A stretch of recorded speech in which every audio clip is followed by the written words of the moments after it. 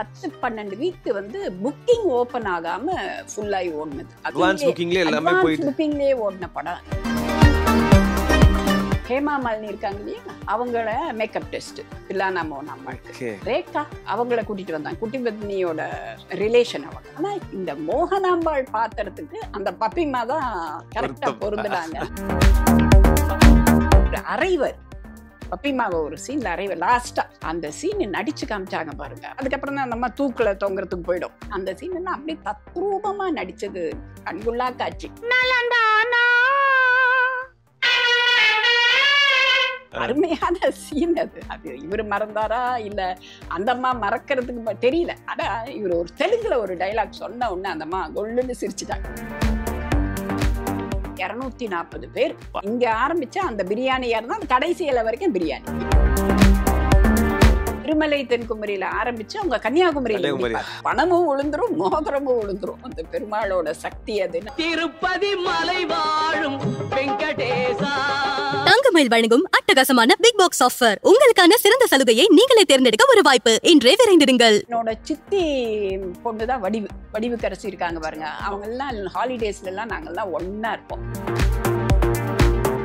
ரெண்டு பேரும் அண்ணன் ஒரே வயசுன்றதால நாங்கெல்லாம் சித்தப்பான் தான் கூப்பிடுவோம். சாவித்திரி அம்மாலாம் சாவித்திரி அத்தைன்னு தான் கூப்பிடுவோம். இப்படிமா கூட பத்மினி அத்தைம்போம். நம்ம வீட்டுக்கு எல்லாரும் வரலாம், சாப்பிடாம போக கூடாது. அந்த ஒரு கவனிப்பு உண்டு. மனோரமா அடிக்கடி வருவாங்க, அந்த அம்மா அடிக்கடி வருவாங்க. சிவகுமார் என்ன அப்பாட்ட எல்லாம் பேசிட்டு போவாரு. இறங்கி போய் முதுல பட்டுன்னு எங்கடா மாப்பிள்ள தனியா வந்த நாங்க எங்களுக்கு புரியல. அப்பா வாடா மாப்பிள்ளைன்றாங்க. கொத்தமங்கலம் சுப்பு அவர்கள் வந்து விகடன்ல எழுதின ஒரு தொடர் தான் வந்து அது அப்படியே படமானது தில்லானா மோகனாம்பாள். ஆமா. ஸோ அந்த படம் மிகப்பெரிய அகைன் ஒரு கிளாசிக். இப்ப டிவிஸ்ல கூட சமீபத்துல கூட சன் டிவிஸ்ல கேடிவில அந்த படங்கள் ரெகுலரா பார்க்க முடியுது. ஒரு கிளாசிக் படங்கள்லாம் தவிர்க்கவே முடியாது அந்த படத்தை. ஸோ அந்த படம் அது குறித்த மெமரிஸ் உங்களுக்கு என்ன ஞாபகம் இருக்கு? நேஷனல் அவார்டு வாங்கினது ஞாபகம் இருக்கு, ஸ்டேட் அவார்டு வாங்கினது ஞாபகம் இருக்கு. 25 வீக்ஸ் கிட்டத்தட்ட 10 12 வீக் வந்து புக்கிங் ஓபன் ஆகாம ஃபுல்லாய் ஓடுனது. அது இன்னும் நல்லா ஞாபகம் இருக்கு. புக்கிங்கே கிடையாது, அப்படியே டிக்கெட்டே கொடுக்கல, கவுண்டர் ஓபன் பண்ணாமையே புக்கிங்லயே ஓடின படம் அது. அந்த மாதிரி எல்லாருமே அமைஞ்சிருப்பாங்க. அந்த அந்த பாத்திரங்கள் எடுத்து நட்டுவாங்கன்னா அப்படியே கரெக்டா இருக்கும். அந்த அம்மா வடிவாம்பான்னா அந்த அம்மா தான் கரெக்ட். ஹேமா மாலினி இருக்காங்க இல்லையா, அவங்கள மேக்கப் டெஸ்ட் தில்லானா மோகனாம்பாளுக்கு. ரொம்ப சின்ன வயசு அப்போ அவங்களுக்கு. ரேகா அவங்கள கூட்டிட்டு வந்தாங்க, குட்டி பத்னியோட ரிலேஷன் அவங்க அம்மா கூட்டிட்டு வந்தாங்க. யாருமே எல்லாம் அழகுதான். ஹேமா மாலினி அழக சொல்ல வேண்டாம், ரேகாவும் அழகுதான். ஆனா இந்த மோகனாம்பாள் பாத்திரத்துக்கு அந்த பப்பிமா தான் கரெக்டா பொருந்துடாங்க. அவங்களே நடிக்க வச்சாங்க. அவங்க எல்லாம் மேக்கப் டெஸ்ட் எல்லாம் நம்ம வீட்டுல நடந்தது. பட் எல்லாரும் கொஞ்சம் யங், வயசுல எல்லாம் கம்மி. இவங்க தான் அதுக்கு கரெக்டா அமைஞ்சவங்க. அருமையான ட்ரெயின் சீன் ஒண்ணு போதும் சிரிச்சுக்கிட்டே இருப்பாங்க. அதுல காஸ்டிங் ஒரு பக்கம் நாகேஷ் ஐயாவாகட்டும், மனோரமா அவர்களாகட்டும், பாலையா அவர்களாகட்டும், என்ன மாதிரி ஒரு நடிகர்கள், தேர்ந்த நடிகர்கள் அவங்க நொறுக்கி தள்ளியிருப்பாங்க அந்த படத்துல எல்லாருமே. அப்பாவுக்கு ஒரு திறமை என்னன்னா, எல்லாரும் டைலாக்கும் அவங்க கையில தானே, அவங்க சொல்ற டைலாக். அதனால என்ன சொல்லுவாங்கன்னா, இப்போ பாலையா அண்ணன் கிட்ட போய் சொன்னாங்கன்னா, அண்ணன் உங்க சீன் இது, நீங்க வந்து இதுல நீ போ தம்பி அப்படிம்பாராம். நீ போ நான் பாத்துக்கிறேன் அப்படிம்பாராம். அதே மாதிரி எல்லாத்துக்கிட்டையும் சொல்லிட்டு லைட் பண்ணி வேலையை வாங்கிடுவாங்க. படத்துல சிவஜெயா பாடுற மாதிரி ஒரு பாடல் கூட இருக்காது. ஆனா கிடையாது. தொடாத ஒரு காதல். படம் முழுக்க பாத்தீங்கன்னா காதல்பாங்க, ஆனா தொற்றுக்கவே மாட்டாங்க. மனசுல ஆத்மார்த்த காதல். அது பாட்டே கிடையாது. அது வந்திருந்தா கூட அது வேற மாதிரி போயிருக்கலாம். இந்த ட்ரீம் சீன்னு வந்திருந்தா கூட மாறி. ட்ரீமே கிடையாது. அதுக்கும் மேல அவங்களோட காதல் அவ்வளவு அழகா காமிச்சிருப்பாங்க. முக்கியமான படம் தம்பி 25,000 அடி ஒன்னும் எடுத்தாங்கன்னு நினைக்கிறேன். சிங்கப்பூர் போய் அவரு கல்யாண வாழ்க்கையில அந்த கதையில வரும். பட் அதை கட் பண்ணி ஷார்ட் ஆக்கி எடுத்து. ஏன்னா மெயின் கருவே வந்து நாதமா பரதமா அப்படின்றது தான். நாதஸ்வரம் இங்க வச்சு இருக்கு. அதை மையப்படுத்தி தான் தொடரே அப்படிதான் இருக்கும். கொத்தமங்கலம் சுப்பு எழுதினது. ஆமா. சோ இதுவே அதுக்கப்புறம் கூட அதை வச்சு இன்னொரு தமிழ் படம் கூட வந்திருக்கு. சங்கமம்ல கிட்டத்தட்ட அதே மாதிரிதான் இருக்கும் பாத்தீங்கன்னா. கொஞ்சம் அவங்க ரெண்டு பேரும் இப்ப சிவாஜியா வந்து நிறைய படங்கள்ல தேர்ந்த நடிப்பு பிரமாதப்படுத்திருக்கிறாரு. பட் இதுல பத்மினி அம்மாவுக்கு ஒரு படி மேலனே சொல்லலாமா? டைட்டிலே கிட்டத்தட்ட மோகனாம்பாள் அப்படின்றது வந்துட்டு கொஞ்சம் ஷூட்டிங் எல்லாம் போயிருக்கும். அதான் அந்த லாஸ்ட் சீன், அவர் அரைகிற சீன் எல்லாம் அற்புதமா இருக்கும். என்ன எவ்வளோ அழகா அந்த அம்மாவும் லாஸ்ட் சீன்லாம் அவங்க பேசி கீசி கோவப்பட்டு அவங்களோட உள்ள இருக்கிறத சொல்லி அந்த சீன்லாம் அப்படியே தத்ரூபமா நடிச்சது கண்குள்ளா காட்சி. அதெல்லாம் இனி கிடைக்குமான்னு யோசிச்சு பார்த்தா நீங்க இப்ப என்ன 60 வருஷம் பின்னாடி கூட்டிட்டு போயிட்டீங்க. அது கிடைக்குமான்னு தெரியல. திருப்பி அது எங்க கிடைக்கும்? இந்த மாதிரி பேசும்போது தான் அந்த பகிர்ந்துக்கலாமே தவிர அதெல்லாம் பொற்காலம், கோல்டன் டேஸ். திலானா மோகனம்பல் படத்தோட மேக்கிங் வீடியோ வந்து யூடியூப்ல நாங்க பார்த்துருக்கோம். நாங்க அதுல எங்களுக்கு பார்க்கும்போது ஆச்சரியம். அகைன் ஒரு 55 வருஷத்துக்கு முன்னாடி வந்த படம். அதுல வந்து அப்பா சொல்லி கொடுக்கறது, அப்புறம் அங்க நடக்கிற மேக்கிங் ஆகட்டும், இல்ல மேக்கப் ஆகட்டும், இந்த சவுண்ட் அவ்வளவு குவாலிட்டியா இருந்தது பார்க்கும்போது. ஒரு சின்ன பிட் அது ஒரு யூடியூப்ல வந்தது. ரொம்ப அருமையா இருக்கும். அதுல அவங்க வந்து அந்த ஜதியோட அந்த இதை சொல்லி கொடுப்பாங்க. அந்த ஜதி சொல்லி சொல்லி எப்படின்னு காமிப்பாங்க. ஆனா அந்த சீன் அந்த படத்துல அந்த அந்த சின்ன சீன் வரல. அதான் சொன்னேன், 25,000 அடி எடுத்துட்டாங்க, நிறைய எடுத்தாங்க, அதை கட் பண்ணி கொண்டு வந்தாங்க. அது மட்டும் யூடியூப்ல வந்தது. மேக்கிங் ஆஃப் தில்லானா மோகனாம்பாள் வந்தது. ஒரு பப்பிமா கண்ணில் அவங்க அந்த சீன்ல அழுவணும். ஸோ அவங்களுக்கு ரெடி ஆவாங்க. அதை சொல்லி வந்து நின்று ஆரம்பிப்பாங்க. ரொம்ப அழகா இருக்கு. அந்த ஒரு இதுல அப்பாவை பார்ப்போம், நல்லா இருக்கும். சிவாஜி ஐயா வந்து அவருடைய பால்ய சிநேகிதன்.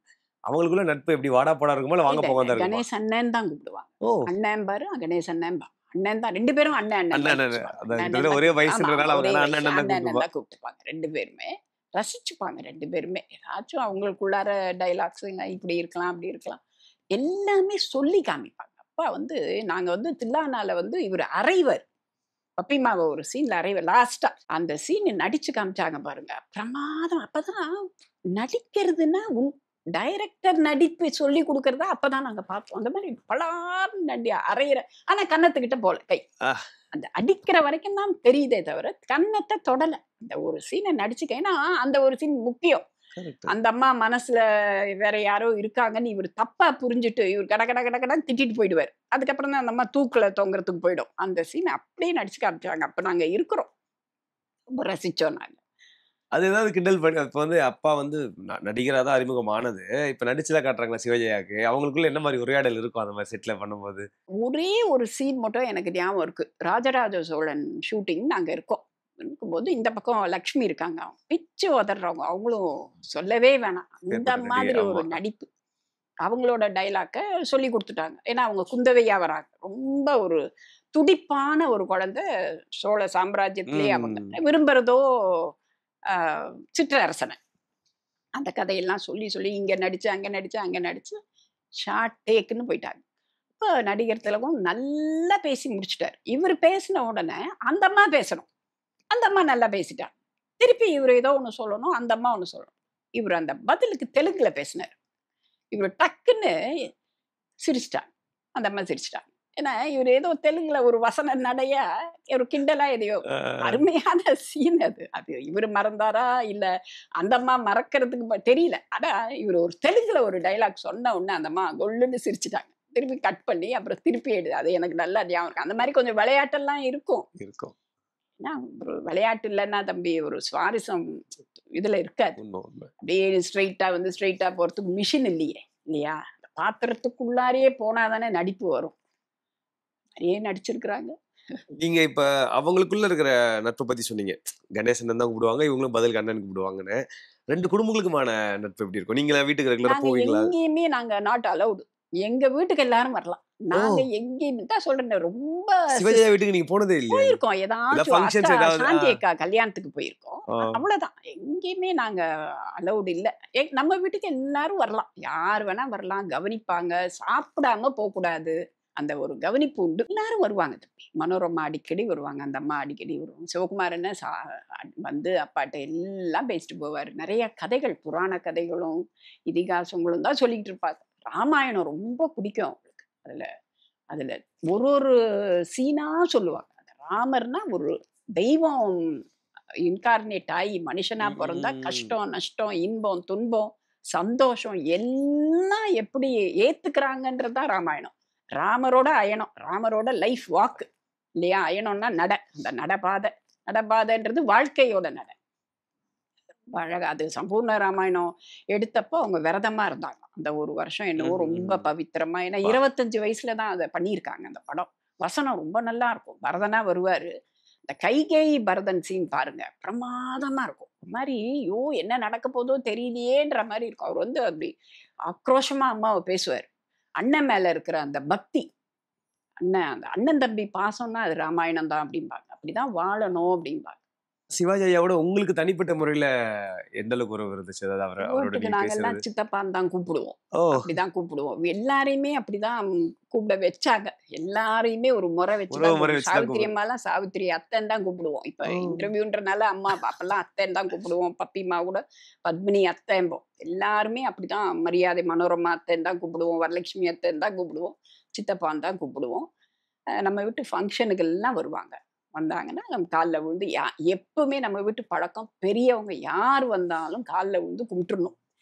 இந்த சம்பவத்தை சொல்றேன் பாருங்க. அப்பாவோட குருநாதர்லாம் வருவாங்க. மாப்போசியா இருக்காரு பாருங்க, ஆமா. ஐயா வருவாங்க. எல்லாரும் கீவா ஜெகநாதன், ஆசா ஞான சம்பந்தம் ஐயா இருக்காங்க பாருங்க, இவங்க எல்லாம் வருவாங்க. அப்ப நாங்கெல்லாம் குழந்தைகள். ஒரு நிமிஷம் அப்பா பார்க்காம இருப்பாங்க எங்களை. நாங்க நேரா வந்து காலில் விழுந்து நாங்க எங்க முறைப்படி செய்ய வேண்டியதை நாங்க பண்ணி லைனா அட்டென்ஷன்ல நிப்போம். நாங்க 3 3 பேரும். பேருமே. அப்பா வருவாங்க. விழுந்தீங்களா அப்படிம்பாங்க. அவங்களுக்கு நீங்க என்ன பதில் சொல்லுவீங்க? விழுந்தோம் அப்படின்னு நாங்க சொல்லக்கூடாது. ஏன்னா விழுந்தா மறுபடியும் திருப்பி விழுவோம். திருப்பி விழுவோம். அப்ப அவங்க சொல்லுவாங்க, இப்பதான் விழுந்தா இருந்துட்டு போகுது, உங்க ஆசீர்வாதம் கிடைக்கிறது புண்ணியமாச்சே, விழுங்க, மறுபடியும் விழுவோம். அது எங்களுக்கு வந்து அப்போ ஒரு மாதிரி எம்பாரிஸ்டா இருந்தது. பட் இப்ப யோசிச்சு பார்த்தா எப்படி வளர்த்துருக்காங்க.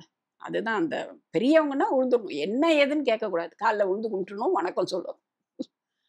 எல்லாம் யோசிச்சு பார்த்தா நல்லதா தானே இருக்கு. நல்ல விஷயங்கள், டிசிப்ளின் தானே தம்பி இதெல்லாம். அது மாதிரி ஒரு ஒரு கட்டுப்பாடு. நாங்க எங்கேயும் போக முடியாது. நம்மளை தேடி யார் வந்தாலும் அந்த கவனிப்புல ஒரு பிட்டு கூட குறையக்கூடாது. உங்களோட அண்ணனும் தம்பி அவங்க வந்து அந்த மாதிரி ரெகுலரா செட்டுக்கு போறது, வெளியே போறதெல்லாம் இருக்குமா? நாங்க எல்லாருமே ஒண்ணா போவோம். ஒன்னாதான் இப்போ 3 பேரும் போனா என்னோட சித்தி பொண்ணுதான் வடிவுக்கரசி இருக்காங்க பாருங்க. ஆமா. அவங்க எல்லாம் ஹாலிடேஸ்ல எல்லாம் நாங்கெல்லாம் ஒண்ணா இருப்போம். அவங்களுக்கு அண்ணன் அறிவழகன் மூத்தவர், அவங்களுக்கு 2 தங்கச்சி, அதுக்கப்புறம் இன்னொரு சித்தி. நாங்களே ஒரு ஸ்கூல் மாதிரி இருப்போம். லீவ் நாள்ல நாங்களே ஒரு ஸ்கூல் மாதிரி. ஸோ எங்களெல்லாம் ஒண்ணா கூப்பிடுவாங்க. ஸோ ஒண்ணா போயிட்டு தான் வருவோம். இந்த தனித்தனியா பெருசா இல்லை. தனியா போன மாதிரி அந்த 2 சம்பவம் சொன்னேன் பாருங்க, அப்ப லீவா இருந்திருக்கும். நீங்க மட்டும் போனது. அதுதான் இந்த அந்த பாம்பு கிட்ட. சரி பாம்பு. அது இப்போ லீவ்ல நான் அப்பா கிட்ட கூட போயிருக்கேன். சோ அப்ப உங்க ஆரம்ப காலத்துல இருந்தே வடிவகரசி அம்மாவும் உங்களோட எப்ப ஷூட்டிங்ஸ்ல எப்பவுமே ஆமா, ரெகுலரா ஆமா. வரது. எல்லாத்துலயும் நாங்க ஒன்னா தான் வளர்ந்தோம். ஹாலிடேஸ்னா நம்ம வீட்டுல தான் இருப்பேன். எங்க அம்மாவோட தங்கச்சி டாட்டர் அவங்க. எல்லாரும் ஒன்னா தான் வளர்ந்தோம். வடிவுக்கு வளைகாப்பே வந்து அப்ப பிறந்தனாலதான் அந்த பேர் அவங்களுக்காம். அப்பதான் அந்த பேர் வச்சிருக்காங்க. பக்தி படங்கள் சிவாஜி ஐயா நடிச்சது எல்லாமே பேசுறோம்.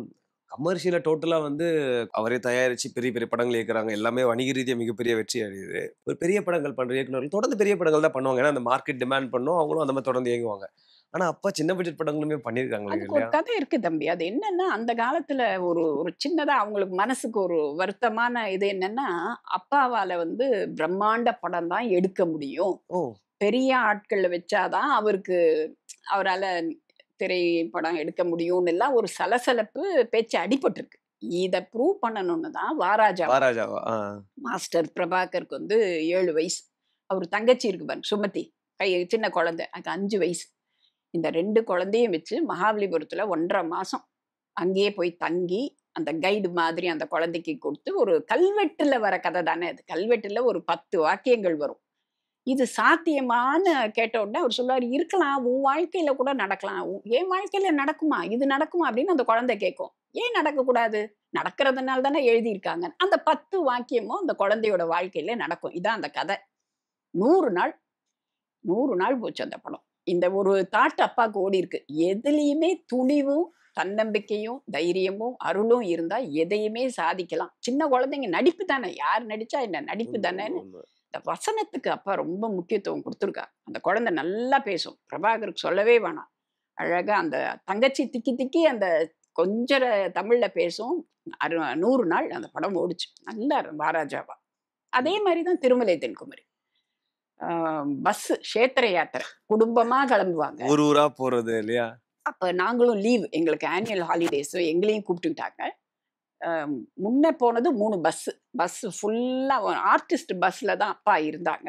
ஆர்டிஸ்டுக்கு சொந்தக்காரங்க வரணும் இல்லையா, தனியா எப்படி தங்க முடியும்? கிட்டத்தட்ட இவ்வளோ மாசம் டிராவல், ஆளாளுக்கு 2 பேர். அவங்க அடுத்த பஸ், அப்புறம் ட்ரக் சவுண்ட் சிஸ்டம் அது ஒரு பஸ், ஒரு 10 கார் பின்னாடி காரு, முன்ன ஒரு ஜீப்பு போகும். அப்பா அப்பெல்லாம் ஹோட்டல்லாம் இல்ல. அந்த ஜீப்பு போய் கொடி காமிக்கும். அந்த கொடி காமிச்சதுன்னா இதெல்லாம் நின்னுடும். நின்ன உடனே அங்க பாய் போட்டு அந்த ஜம்காளங்களை போட்டு இவ்வளோ பேர், கிட்டத்தட்ட 240 பேர் சாப்பிட. யார் இங்க ஆரம்பிச்சா அந்த பிரியாணியா இருந்தா அந்த கடைசி இலை வரைக்கும் பிரியாணி, எந்த குறைபாடும் இருக்கக்கூடாது. சாப்பாடுல அவ்வளோ அக்கறை. ஃபுல்லா நாங்கெல்லாம் சாப்பிட்டு முடிச்சு அப்புறம் எங்களுக்கு ஒரு ஹோட்டல், நாங்க குடும்பமா போனோம் இல்லையா, அந்த குடும்பங்கள்லாம் ஒரு ஹோட்டல், ஆர்டிஸ்டுங்க ஒரு ஹோட்டல், எல்லாம் புக் பண்ணி எல்லாம் அவ்வளோ எந்த அசம்பாவிதமும் நடக்கல. இது எப்படின்னே தெரியல. மைசூர்ல ஷூட் பண்ணிட்டு இருக்காங்க, நாங்க தங்கி இருக்கிற ஹோட்டல்ல கொட்டுது மழை. அப்ப நாங்க நினைச்சிட்டோம் கேன்சல், என்ன இன்னைக்கு பேக்கப், இன்னையோட முடியுதுன்னு நினைக்கிறாங்க. கொட்டுது மழை, ஒரே மேகம் கருப்பா இருக்கு. அப்பெல்லாம் மொபைல் எல்லாம் இல்லையே, ஃபோன் தானே. இப்போ ஃபோன் பண்ணி எப்படியாச்சும் தெரியுமேன்னு ஒன்றும் தகவலே தெரியல. பார்த்தா அவங்க ஷூட் பண்ணி, இப்போ கூட நீங்க படத்துல பார்த்தா தெரியும், அவங்க ஷூட் பண்ற இடம் மட்டும் வெயில். வெயில்ன்றது வெயில் இல்ல, உங்களுக்கு ஷூட்டிங் ஏத்த வெயில். அதான் அதுக்கான லைட்டிங் இருந்திருக்கு. ஆனா மேகம் கருகருன்னு வரும். அந்த லாஸ்ட் சீன் எடுக்கிறாங்க அந்த மேல, அது எல்லாமே. அப்புறம் அந்த கோயில்ல அர்ச்சனை, அந்த கோயில்ல வழிபாடு, அவ்வளவு பேரும் உட்காந்து சாமி கும்பிட்டுட்டு தான் வருவோம் ஒன்னொன்னும் முடியும் போது. அந்த சீன் இன்னும் ஞாபகம் இருக்கு. ஹோட்டல்ல வந்து சொல்றாங்க, மழை ஒரு துளி கூட இல்லையே, இங்க இப்படி கொட்டுது அப்படின்னு. அவரோட படங்கள்ல வர மாதிரியா? அதான் நிஜத்திலேயே நினைச்சோம், இங்க இப்படி கொட்டுச்சு, அங்க பெய்ய. அது மலை மேல சாமுண்டீஸ்வரி ஹில்ல எடுக்கிறாங்க, மழை பெய்யல. ஆனா நீங்க அந்த ஷாட்ல பாத்தீங்கன்னா கரு மேகம் அப்படியே வருது, சுத்திட்டு வருது. பாருங்க, அந்த மலை ஃபுல்லா கருப்பா இருக்கும். வியக்கிற விஷயம் தானே இது. நமக்கு ஏன் நடக்குதுன்னே புரியாது. அப்பா வந்துட போறாங்க, கேன்சல்னு வர போறாங்க ஷூட்டிங்கு.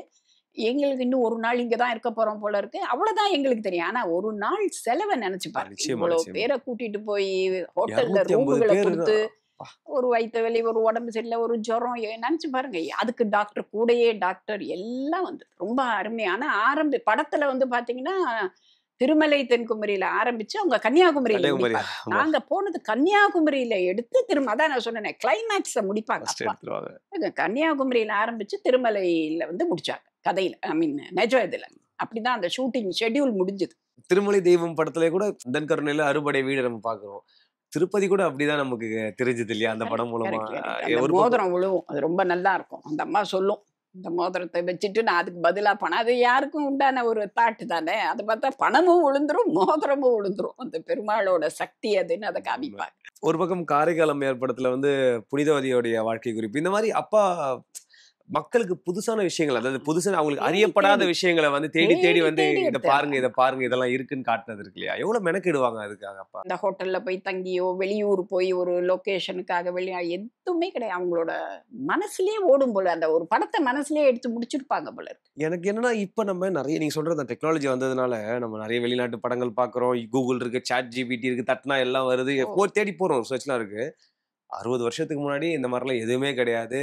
செவி வழி தகவல் இருக்கலாம், இல்லைன்னா அதுவும் நம்ம உறுதிப்படுத்த முடியாது. புத்தகங்கள் படிக்கலாம், கேட்டு. இப்போ நீங்க ராஜராஜ சோழனுக்கு சொல்லும் போது வந்து அந்த கோயில் அப்படி ஒரு இருக்கு, ஒரு உருவம் போட்டோவா ஒண்ணு இருக்குன்னு தேடி போறதாகட்டும், பார்த்துட்டு வந்து வரைஞ்சது. அறுபடை வீடை வந்து மக்களுக்கு கந்தன்கருணையில் காட்டினது, இப்ப திருமலை தெய்வம் வந்து திருப்பதியை வந்து மக்களுக்கு காட்டுறது, நிறைய மெனக்கிட்டு இருக்காரு. ஆனா அதுக்காக ரொம்ப உடன்பாடு ஹெவி. அது தொழில் தர்மம்னு ஒண்ணு இருக்கு இல்லையா, அது அவங்களோட மொத்த உழைப்பும் அதுல போயிருக்கு. உழைப்பாளி, இன்னும் சொல்ல போனா உழைப்பாளி. கோயில்கள்லாம் போகும்போது ஒலிக்கிற பாடல்கள் வந்து ஓகே, இந்த கடவுளுக்காக வந்த ஒரு பக்தி பாடல் அப்படின்னு தான் பெரும்பாலான பாடல்கள் நாங்கள் நினைச்சோம். அதுக்கப்புறம் தான் பார்த்தா அதெல்லாம் ஏபி ஐயாவோட பாடல்கள் எல்லாமே வந்து கேவி மகாதேவன் ஐயா இசையமைச்ச பாடல், குன்னக்குடி விஜயநாதன் ஐயா அமைச்ச பாடல்களும் இருக்கு.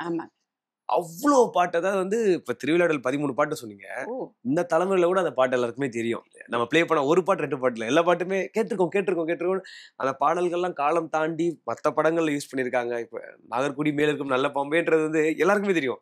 அது எந்த படத்துல வந்து இந்த படத்துல இருந்து தான் வந்துதான்னு யோசிப்பாங்க. ஸோ அதனால பாடல்கள் காலம் தாண்டி வந்திருக்கு. எல்லா பாடலும் பெரிய ஹிட்டு. ஒரு பக்கம் டிஎம்எஸ் ஐயா அவ்வளோ பாடல்கள் பாடியிருக்காங்க, சிறுகையாவும் அவ்வளோ பாடல்கள் பாடியிருக்காங்க.